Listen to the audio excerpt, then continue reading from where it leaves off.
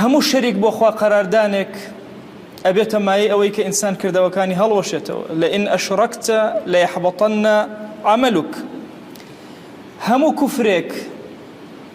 کە بە ئیعتیقادی ئینسان یا زمانی ئینسان یان لە کردەوەی ئینسانە بێ ومن يكفر بالإيمان فقد حبط عمله. كفراني خوا أكيد كافر أبيته ومرتد أبيته همو كردة وكانت هل أوشيت.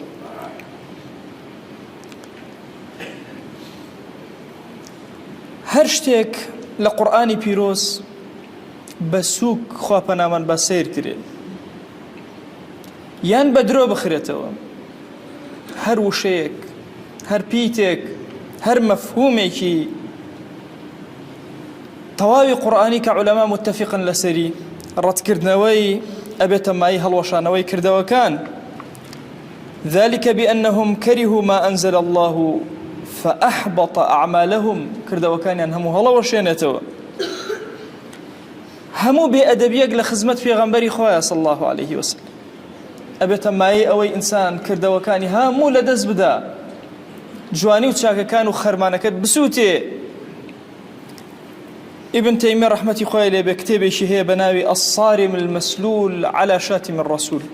شمشيري هل كيشراو لسر أو كسيكا جوان ببيغنبري خوا أدا صلى الله عليه وسلم. أفرمت تير رامام لقرآن بيروس سيرا كم حبطي عمل لكوا خوا باسي كردبه باسكا باسي كفر وإيمانا كسكا لدين أتشيت دروا بويا كردا وكاني هلا وشيتوا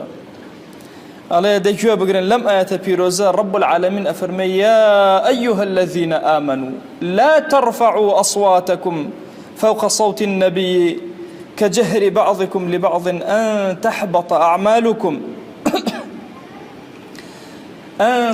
أعمالكم وأنتم لا تشعرون. هو إيمان دارا نكن دنگ برز كانوا بسر پیغمبری خواه صلى الله عليه وسلم وكو چون لبين خوتانا قصة كانوا دنگ برز كانوا لخ آستي پیغمبری خواه صلى الله عليه وسلم دنگ برز نكنوا شو كاتب خوتانا زان كرده وكانتان هموي هلوشاوتوا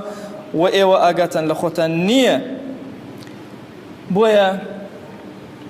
أبي كسي إيمان دار زور بهوشياري معاملة لقل وشي محمد أبكى صلى الله عليه وسلم لقل پیغمبر إخوة أبكى صلى الله عليه وسلم. أبي روحي لقل خوشويستي أوات يا قلبي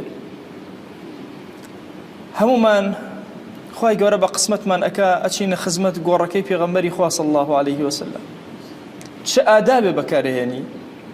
يكمن آداب علماء باسي أكن أوي بهش يوازي دنگ برز نكيتو ولا آستي قوركي پیغمبر إخوة صلى الله عليه وسلم نبادا أم آية شمولتك كجيشت أو مقامة نابي دنگ برز كيتو أبي الزور هي من بي لسر خوبي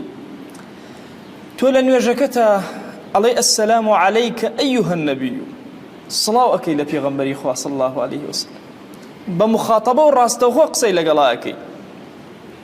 أبي تشن أدبتها بي لخزمتي بيغمبر إخوة صلى الله عليه وسلم.